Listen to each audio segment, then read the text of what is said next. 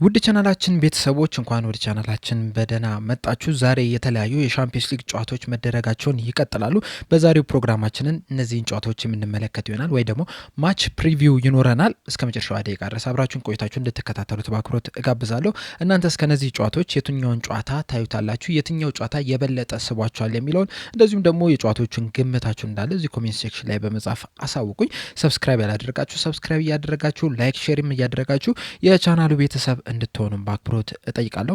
አሁን በቀጥታ ወደ ሻምፒዮንስ ሊግ ጨዋታዎቹ የምንገባ ይሆናል። በዛሬው ዕለት በሻምፒዮንስ ሊግ የምድብ አራተኛ ጨዋታ መደረጉን ሲቀጥል በዛሬው ቀን ወደ 9 የሚደርሱ ጨዋታዎች የሚደረጉ ይሆናል።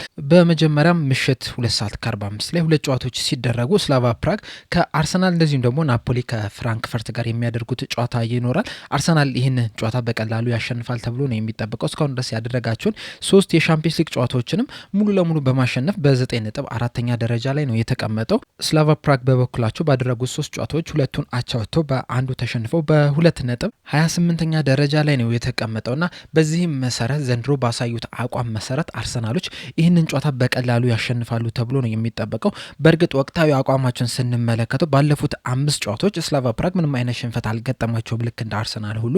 ነገር ግን ደግሞ ካለፉት 5 ጨዋታዎች ሁለቱን ብቻ ነው ማሸነፍ የቻሉት። በሶስቱ ደግሞ አቻ በሆነ ውጤት ነው ማጠናቀቅ የቻሉት። አርሰናሎች በበኩላቸው ያለፉትን 5 ጨዋታዎች ሙሉ ለሙሉ ማሸነፍ ሲችሉ ከዚህ በተጨማሪም በአምስቱም ጨዋታዎች ምንም አይነት ግብም አልተቆጠረባቸውም። አጠቃላይ ባደረጉ ጨዋታዎች አርሰናል ዘንድሮ 3 ግቦች ብቻ ነው የተቆጠረባቸውና ይህንንም ጨዋታ በቀላሉ ያሸንፋሉ ተብሎ ነው የሚጠበቀው። ይህ ብቻም ሳይሆን በዘንድሮ ሲዘን አርሰናሎች የሻምፒዮንስ ሊግ ዋንጫም የማሸነፍ ከፍተኛ ግምት ነው የተሰጣቸው። በተለይ ደግሞ የዘንድሮ አጀማመራቸውን ከተመለከትን፣ በተለይ መከላከል ላይ ጠንካራ መሆናቸውን ከተመለከትን፣ ብዙ ጊዜ የሻምፒዮንስ ሊግ አሸናፊዎችን ከተመለከትን ወይም ደግሞ ወደ ደህና ደረጃ ላይ የሚደርሱ ክለቦችን ከተመለከትን መከላከል ላይ በጣም ጥሩ የሆኑ ክለቦች ናቸው ለፍጻሜም እየደረሱ ያሉት ዋንጫውንም እያሸነፉ ያሉት በአብዛኛውና ዘንድሮም አርሰናሎች በሻምፒዮንስ ሊጉ ከፍተኛ ግምት የተሰጣቸው ክለብም ነው። ከዚህ ቀደምም እነዚህ ሁለት ክለቦች 2 ጊዜ መገናኘት ችለዋል። በኢሮፓ ሊግ 2021 ላይ መገናኘት ችለው ነበረ።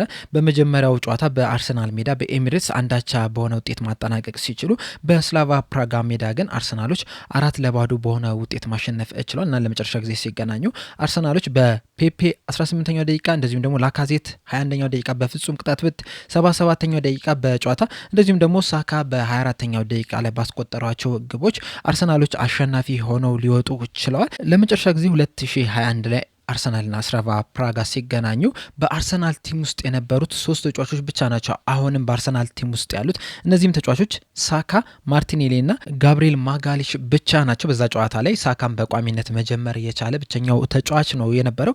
ከዛ በኋላ እንግዲህ አርሰናሎች በጣም ብዙ ለውጦችን ማምጣት ችሏል። በጣም ጠንካራ የሚባልንም ቲምም መገንባት ችሏል። በዛሬው ጨዋታ ላይም አርሰናሎች በቀላሉ ያሸንፋሉ ተብሎ ነው የሚጠበቀው። ሌላኛው የሚደረገው ጨዋታ ናፖሊ ከኢንትራ ፍራንክፈርት በስታዲዮ ዲያጎ አርማንዶ ማራዶና የሚያደርጉት ጨዋታ ነው። ይህም ተጠባቂ ጨዋታ ነው። በተለይ ደግሞ አሁን ላይ ያሉበትን ደረጃ ስንመለከት በሻምፒዮንስ ሊግ ሁለቱም 3 ጨዋታዎችን አድርገዋል። ሁለቱም አንዳንድ ጨዋታ ብቻ ነው ያሸነፉት። በቀሪው 2 ጨዋታዎች ደግሞ መሸነፍ ችሏልና በእኩል 3 ነጥብ በጎል ክፍያ ተበላልጠው 22ኛና 23ኛ ደረጃ ላይ መቀመጥ ችሏል። ፍራንክፈርት 4 የግብ ዕዳ ሲኖርበት ናፖሊ ደግሞ 5 የግብ ዕዳ አለበት። በሻምፒዮንስ ሊግ የምድብ 3ኛ ጨዋታ ላይ ሁለቱም ክለቦች በሰፊ የግብ ልዩነት ነበረ መሸነፍ የቻሉት። ናፖሊዎች በፒኤስቪ 6-2 በሆነ ውጤት ሲሸነፉ፣ ኢንትራ ፍራንክፈርት በበኩላቸው በሜዳቸው 5-1 በሆነ ሰፊ ውጤት መሸነፍ ችሏልና ሁለቱም ዘንድሮ በሻምፒዮንስ ሊግ ያን ያህል አመርቂ የሚባለን እንቅስቃሴን እያደረጉ አይደለም የሚገኙት። በተለይ ደግሞ ናፖሊ አንቶኒ ኮንቴ በሊጉ በጣም ምርጥ የሚባለን ቲም ገነባ መመልከት ይችላል። ነገር ግን ደግሞ በሻምፒዮንስ ሊግ ወይም ደግሞ በአውሮፓ ውድድሮች ላይ ያን ያህል ጥሩ የሚባል ቡድንን እየገነባ አልተመለከትነውምና አሁንም በሻምፒዮንስ ሊጉ እየተቸገረ ነው የሚገኘው። ወቅታዊ አቋማቸውን ስንመለከት ናፖሊ የተሻለ ቦታ ላይ ነው የሚገኘው። ያለፉትን 5 ጨዋታዎች ናፖሊ 2ቱን አሸንፈው በ2ቱ ተሸንፎ በአንዱ ደግሞ አቻ በሆነ ውጤት ነው ማጠናቀቅ የቻለው። ኢንትራ ፍራንክፈርቶች በበኩላቸው ካለፉት 5 ጨዋታዎች አንዱን ብቻ አሸንፈው በአንዱ አቻ ወጥተው በ3ቱ መሸነፍ ችሏል። ሁለቱም ግን ያለፉትን 3 ጨዋታዎች ምንም አይነት ሽንፈት አልገጠመባቸውም። ምናልባትም ያ ነገር በዚህ ጨዋታ ላይ እንደ ብርታት ሆኗቸው ምርጥ ጨዋታ ልንመለከት የምንችልበት እድል አለ ብዬ አስባለሁ። ከዚህ በፊት ሁለቱም ቡድኖች ሁለት ጊዜ መገናኘት ችለው ነበረ። 2023 ላይ በሻምፒዮንስ ሊግ የምድብ ጨዋታዎች ላይ ሲገናኙ ሁለቱንም ናፖሊ 5-0 በሆነ የድምር ውጤት ማሸነፍ ችሏል። በኢንትራ ፍራንክፈርት ሜዳ 2-0 እንደዚሁም ደግሞ በናፖሊ ሜዳ 3-0 በሆነ ውጤት ነበረ ማሸነፍ የቻሉት። ለመጨረሻ ጊዜ ሲገናኙ በናፖሊ ሜዳ 3-0 ነበር ያሸነፉት። የማሸነፊያ ግቦችንም ኦስሚና የመጀመሪያው አጋማሽ ሊጠናቀቅ ሁለተኛው የጭማሪ ደቂቃ ላይ በ47ኛው ደቂቃ እንደዚሁም ደግሞ በሁለተኛው አጋማሽ 53ኛው ደቂቃ ላይ ማስቆጠር ሲችል ሶስተኛዋን ግብ ዜሌንስኪ 64ኛው ደቂቃ ላይ በፔናልቲ ነበረ ማስቆጠር የቻለው። በአጠቃላይ 3-0 በሆነ ውጤት ማሸነፍ ችሏልና በዛሬው ጨዋታ ላይ ኢንትራ ፍራንክፈርቶች ናፖሊን ያሸንፉ ይሆን የሚለው ነገር ትልቅ ጥያቄ ነው የሚሆነው። ሌሎች የሚደረጉትን ጨዋታዎች ስንመለከት ምሽት 5 ሰዓት ላይ ነው የሚደረጉት። አትሌቲኮ ማድሪድ ከዩኒየን ሴንት ግላስጎ ጋር የሚያደርገው ጨዋታ ይኖራል። ይህንንም ጨዋታ አትሌቲኮ ማድሪዶች በቀላሉ ያሸንፋሉ ተብሎ ነው የሚጠበቀው። በተለይ ደግሞ ካላቸው የተጫዋቾች ጥራት ካላቸው ታሪክ አንጻር ስንመለከተው አትሌቲኮ ማድሪድ የተሻለ ቡድን መሆናቸውን በደንብ እናውቃለን። ነገር ግን ደግሞ አሁን ያሉበትን ደረጃ ስንመለከት በተለይ ደግሞ በሻምፒዮንስ ሊግ ያሉበትን ደረጃ ስንመለከት ሁለቱም ቡድኖች ካለፉት 3 ጨዋታዎች አንዳንድ ጨዋታ ብቻ ማሸነፍ ሲችሉ በሁለቱ ደግሞ መሸነፍ ችሏል። በተለይ ደግሞ በሶስተኛው የሻምፒዮንስ ሊግ የምድብ ጨዋታ ላይ ሁለቱም ክለቦች 4-0 በሆነ ተመሳሳይ ውጤት ነበር የተሸነፉት። አትሌቲኮ ማድሪዶች በአርሰናል 4-0 እንደዚሁም ደግሞ ዩኒየን ግላስጎ በኢንተር ሚላን 4-0 በሆነ ውጤት መሸነፍ ችለዋል። ሁለቱም ክለቦች በሻምፒዮንስ ሊግ ወይም ደግሞ በአውሮፓ ውድድሮች ሲገናኙ ይህ ለመጀመሪያ ጊዜያቸው ነው የሚሆኑና አዲስ ታሪክ ሆኖ ነው የሚመዘገብላቸው። ወቅታዊ አቋማቸውን ስንመለከቱ ኦልሞስት ተመሳሳይ የሆነ ነገር ነው። ያለፉትን 5 ጨዋታዎች አትሌቲኮ ማድሪድ 1 ጨዋታ ብቻ ነው የተሸነፈው። 3ቱን ሲያሸንፍ በአንዱ ደግሞ አቻ በሆነ ውጤት ማጠናቀቅ ችሏል። ዩኒየን ግላስጎ ደግሞ 4ቱን ሲያሸንፍ በአንዱ ጨዋታ ብቻ ነው መሸነፍ የቻለው። በዛሬው ጨዋታ ላይም አትሌቲኮ ማድሪድ የተሻለ ግምት ነው የተሰጣቸው። በተለይ ደግሞ ያሏቸውን ተጫዋቾች ጥራት ስንመለከት እነ ግሬዝማን እነ አልቫሬዝ እነ አልማንዳ እነ ኮኬ ጋላገር ምናምን አሏቸውና በዩኒየን በኩል ስንመለከት ግን ያን ያህል ታዋቂ ተጫዋች የምንለው የለም።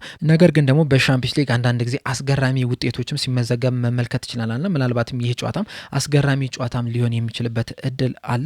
ሌላኛው የሚደረገው ጨዋታ ቦዶ ግሊት ከሞናኮ ጋር ምሽት 5 ሰዓት ላይ የሚያደርጉት ጨዋታ አለ። ጁቬንቱስ ከስፖርቲንግ ሊዝበን ጋርም የሚያደርጉት ጨዋታ አለ። ይህ ጨዋታም ተጠባቂ ጨዋታ አዝናኝ ጨዋታ ይሆናል ተብሎ ነው የሚጠበቀው። በእርግጥ በዚህ ሲዝን በሻምፒዮንስ ሊግ ያላቸውን አቋም ስንመለከተው ስፖርቲንግ የተሻለ ቦታ ላይ ነው የሚገኙት። ካለፉት 3 ጨዋታዎች 2ቱን አሸንፈው በአንዱ ብቻ ነው የተሸነፉት። ጁቬንቱስ በበኩላቸው እስካሁን ድረስ ምንም አይነት ድል ማስመዝገብ አልቻሉም። 2ቱን አቻ ወጥተው በአንዱ ተሸንፈው በ2.25ኛ ደረጃ ላይ ነው የተቀመጡትና ጁቬንቱሶች የመጀመሪያ ድላቸውን የሚያስመዘገቡበት ጨዋታም ሊሆን ይችላል። ነገር ግን ደግሞ ወቅታዊ አቋማቸውን ስንመለከተው ምናልባትም ስፖርቲንጎች ሊከብዷቸው ይችላል የሚለውን ነገር ልናነሳ የሚገባ ይመስለኛል። ምክንያቱም ካለፉት 5 ጨዋታዎች ማሸነፍ የቻሉት 2ቱ ነው። በእርግጥ በተከታታይ የመጨረሻዎቹን 2 ጨዋታዎች ማሸነፍ ችሏል። ነገር ግን ደግሞ ከዛ በፊት የነበሩትን 3 ጨዋታዎች በኮሞ በሪያል ማድሪድ እንደዚሁም ደግሞ በላዚዮ መሸነፍ ችሏል። በ3ቱም ጨዋታ በተሸነፉባቸው ላይ ደግሞ ምንም አይነት ግብን ማስቆጠር አልቻሉም። ስፖርቲንግ ሊዝበኖች በተበኩላቸው ያለፉትን 5 ጨዋታዎች እንዳለ ሙሉ ለሙሉ ማሸነፍ ችለዋልና የተሻለ ወቅታዊ አቋም ላይ ነው የሚገኙት። የእርስ በርስ ግንኙነታቸውን ስንመለከተው ግን ካለፉት 5 ጨዋታዎች ጁቬንቱስ 2ቱን ማሸነፍ ሲችል ስፖርቲንግ ሊዝበኖች አንዱ ብቻ ነው ማሸነፍ የቻሉት። 2ቱን ደግሞ አቻ በሆነ ውጤት ነው ማጠናቀቅ የቻሉት። ለመጨረሻ ጊዜ የተገናኙት በ2023 ላይ ነበረ። በዩሮፓ ሊግ የምድብ ጨዋታ ላይ መገናኘት ችለው ነበረ። በዛ ጨዋታ ላይ በጁቬንቱስ ሜዳ የተደረገውን ጁቬንቱስ 1-0 ማሸነፍ ሲችል በስፖርቲንግ ሊዝበን ሜዳ የተደረገውን ደግሞ አንዳቻ በሆነ ውጤት ማጠናቀቅ ችሏል። በዛ ጨዋታ ላይ ለስፖርቲንግ ሊዝበን ኤድዋርዶ በፔናልቲ 20ኛው ደቂቃ ላይ ማስቆጠር ሲችል ለጁቬንቱስ ደግሞ በ9ኛው ደቂቃ ላይ ራቢዮስ ነበረ ማስቆጠር የቻለው። እናም ይህ ጨዋታ እንግዲህ ለጁቬንቱስ ከስፖርቲንግ ሊዝበን በተለየ መልኩ በጣም አስፈላጊ ይመስለኛል። ይህንን ጨዋታ ግን ያሸንፉታል የሚለው ነገር በጣም ትልቅ ጥያቄ ነው። የእናንተን ግምት እዚሁ ኮሜንት ሴክሽን ላይ በመጻፍ አሳውቁኝ። ሌላኛው የሚደረገው ጨዋታ ኦሎምፒያኮስ ከፒኤስቪ ጋር የሚያደርጉት ጨዋታ አለ። እንደዚሁም ደግሞ ቶተናም ከኮፐንሃቨን ጋር የሚያደርጉት ጨዋታ አለ። ይህ ለቶተናም በጣም አስፈላጊ ጨዋታ ነው። በተለይ ደግሞ ያለፉትን 2 ጨዋታዎች በቼልሲና በኒውካስል ዩናይትድ መሸነፍ ችሏል። በካራባኦ ካፕና በፕሪሚየር ሊጉና በተሸነፉበት ሰዓት ደግሞ በተለይ ከቼልሲ ጋር ያደረጉት እንቅስቃሴ በብዙዎች ዘንድ ወቀሳ ውስጥ እንዲገቡ አድርጓቸውና ከዛ ወቀሳ እንዲወጡ ይህንን ጨዋታ የግድ ማሸነፍ ያለባቸው ይመስለኛል። ከዛ በተጨማሪም ካለፉት 5 ጨዋታዎች አንዱን ብቻ ነው ማሸነፍ የቻሉት። ኤቨርተንን 2-0 ያሸነፉበት ጨዋታ ነው። ከዛ ውጭ ግን ከሞናኮ ጋር 0-0 አስቶን ቪላ ጋር ያደረጉትን ጨዋታ ደግሞ ለ1 በሆነ ውጤት ተሸንፏልና ወደ አሸናፊነት የሚመለሱበት ጨዋታም ሊሆንላቸው ይችላል። የኮፐንሃገንን ስንመለከተው ደግሞ ካለፉት 5 ጨዋታዎች ሁለቱን ማሸነፍ ሲችሉ በአንዱ አቻ ወጥተው በሁለቱ ደግሞ ሊሸነፉ ይችላል። የተሸነፉትም አንደኛው በቦሩሲያ ዶርትመንድ 4-2 የተሸነፉበት የሻምፒየንስ ሊግ ጨዋታ ይካተትበታል። ነገር ግን ያለፉትን 2 ጨዋታዎች የመጨረሻ ጨዋታዎቻቸውን በማሸነፋቸው ምናልባትም የተሻለ ስነልቦና ውስጥ ሆኖ ሊጀምሩ ይችላሉ። ይህንን ጨዋታ በደረጃ ሰንጠረዥ ላይ ያላቸውን ቦታ ስንመለከት ቶተናሞች ከ3ቱ ጨዋታ አንዱን አሸንፈው በሁለቱ አቻ ወጥተው በ5 ነጥብ 15ኛ ደረጃ ላይ ሲቀመጡ ኮፐንሃገን ደግሞ ካለፉት 3 ጨዋታዎች በአንዱ አቻ ወጥተው በሁለቱ ተሸንፈው በ1 ነጥብ 32ኛ ደረጃ ላይ መቀመጥ ችሏልና በሻምፒየንስ ሊጉ የተሻለ ቦታ ላይ ነው የሚገኙት። እንደዚሁም ደግሞ ከቡድን ጥራት አንጻርም ስንመለከተው ቶተናሞች የተሻለ ቦታ ላይ ነው የሚገኙት። ይህ ጨዋታም ለሁለቱም ክለብ የመጀመሪያ ጊዜ የሚገናኙበት ጨዋታ ሆኖ ነው የተመዘገበው። ሌላኛው ሁለቱ ተጠባቂ ጨዋታ ደግሞ አንደኛው ሪያል ማድሪድ ከሊቨርፑል በአንፊልድ የሚያደርጉት ጨዋታ ነው። ይህ በጣም ተጠባቂ ጨዋታ ነው በብዙ መልኩ።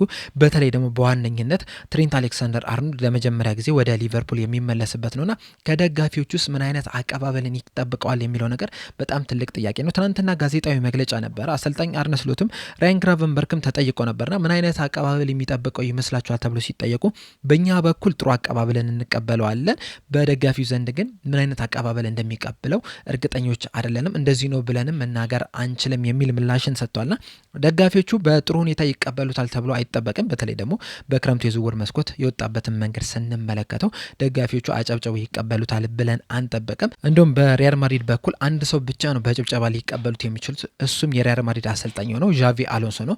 ዣቪ አሎንሶ በሊቨርፑል ቤት ያለው ተወዳጅነት ሁላችንም የምናውቀውና ለሱ ብቻ አጨብጭበው ቢቀበሉት ነው። ከዛ ውጭ ግን ከትሬንት አሌክሳንደር አርኖልድ ውጭ ግን በጣም ምርጥ ጨዋታ የሚሆን ይመስለኛል። በተለይ ደግሞ ሪያል ማድሪዶች አሁን ያሉበት አቋም በጣም አስደናቂ የሚባል ነው። ከሪያል ማድሪድ ደግሞ የኪሊያን ኤምባፔ ያለበት አቋም በጣም የሚያስገርም ነው። ባለፉት 14 ጨዋታዎች ብዙ ጎሎችን እያስቆጠረ ነው፣ አሲስትም እያደረገ ነው። ወደ 18 ጎሎች ማስቆጠር ሲችል 2 ደግሞ አሲስት ማድረግ ችሏልና የሪያል ማድሪድን ወደ 59% የሚጠጋ የጎል ኮንትሪቢሽን ከሱ ነው እየመጣ የሚገኘውና ዘንድሮ በጣም ምርጥ ብቃትን እያስመለከተ ነው የሚገኘው። በእርግጥ ባለፈው ሲዝን ሪያል ማድሪድና ሊቨርፑል በአንፊልድ ተገናኝተው ነበረ። ያንንም ጨዋታ ሊቨርፑል 2-0 በሆነ ውጤት ማሸነፍ ችሏል በአሌክሲስ ማካሊስተርና በኮዲ ጋክፖ ጎል ታግዞ። ነገር ግን ደግሞ በዛ ሰዓት የነበረው ሪያል ማድሪድና አሁን ያለው ሪያል ማድሪድ አንድ አይደለም። እስካሁን ድረስ ምንም አይነት ጨዋታ አልተሸነፈም በሻምፒየንስ ሊጉ። በአጠቃላይ በ14 ጨዋታዎች አንድ ጨዋታ ብቻ ነው የተሸነፈው፣ እሱም በአትሌቲኮ ማድሪድ 5-2 የተሸነፈበት ጨዋታ ነው። ከዛ ውጭ ግን ምንም አይነት ጨዋታ መሸነፍ አልቻለም። እንደዚሁም ደግሞ ወቅታዊ አቋም ስንመለከተው ሊቨርፑል በጣም ጥሩ ጊዜን አይደለም እያሳለፈ የሚገኘው። ካለፉት 5 ጨዋታዎች 2ቱን ብቻ ነው ማሸነፍ የቻለው። አስቶን ቪላን 2-0 ያሸነፈበት፣ እንደዚሁም ደግሞ ኢንትራ ፍራንክፈርትን 5-1 ያሸነፈበት ጨዋታ ነው።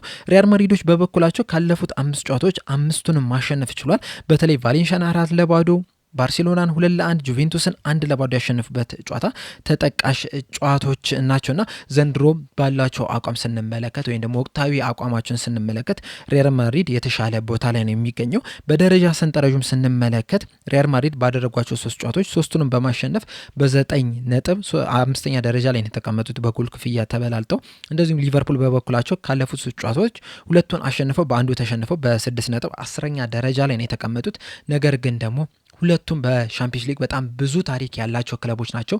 ሪያል ማድሪዶች 15 ጊዜ ሻምፒየንስ ሊግን መብላት ችሏል። ሊቨርፑል ደግሞ 6 ጊዜ የሻምፒየንስ ሊግ ባለቤት መሆን ችሏልና በብዙ ሻምፒየንስ ሊግ ባለቤቶች መካከል የሚደረግ ፊልሚያ ነው። በጣም በትልልቅ ባለ ግዙፍ ታሪክ መካከል የሚደረግ ትልቅ ፊልሚያ ነው። በጣም አጓጊ ጨዋታ ነው። ያለፉትን 9 እርስ በርስ የተገናኙበትን ጨዋታ ስንመለከት ግን ሪያል ማድሪድ በጣም ብዙ የማሸነፍ ንጽጽር ያለው። ካለፉት 9 ጨዋታዎች 7ቱን ማሸነፍ የቻለው ሪያል ማድሪድ ነው። በአንዱ አቻ ሲወጡ በአንዱ ደግሞ ሊቨርፑል ማሸነፍ ችሏል። ለመጨረሻ ጊዜ ሲገናኙም ሊቨርፑል አሸናፊ ነው የነበረው። እንደዚሁም ደግሞ በአንፊልድ በተለይ 2023 ላይ በተገናኙበት ሰዓት ሪያል ማድሪዶች 5-2 በሆነ ውጤት ማሸነፍ ችሎ ነበረ። በዛ ጨዋታ ላይ ቪኒሲየስ ጁኒየር ሊቨርፑልን በጣም ሲፈትን የነበረው 2 ግቦችን ማስቆጠር ችሏል። 21ኛውና 36ኛው ደቂቃ ላይ ማስቆጠር ሲችል ቀሪዎቹም ቤንዜማ 55ና 67ኛው እንደዚሁም ደግሞ ሚሊታኦ 47ኛው ደቂቃ ላይ ማስቆጠር ችሎ ነበረ። የሊቨርፑልን ግቦች ደግሞ ኑኔዝና ሳላህ ነበሩ በ4ኛውና በ14ኛው ደቂቃ ላይ ማስቆጠር የቻሉት። ሊቨርፑሎች ይህንን ጨዋታ በጣም በፈጣን ሁኔታ ነበር መጀመር የቻሉት። በተከታታይም 2 ግቦችን አስቆጥረው 2-0 መምራት ችለው ነበረ።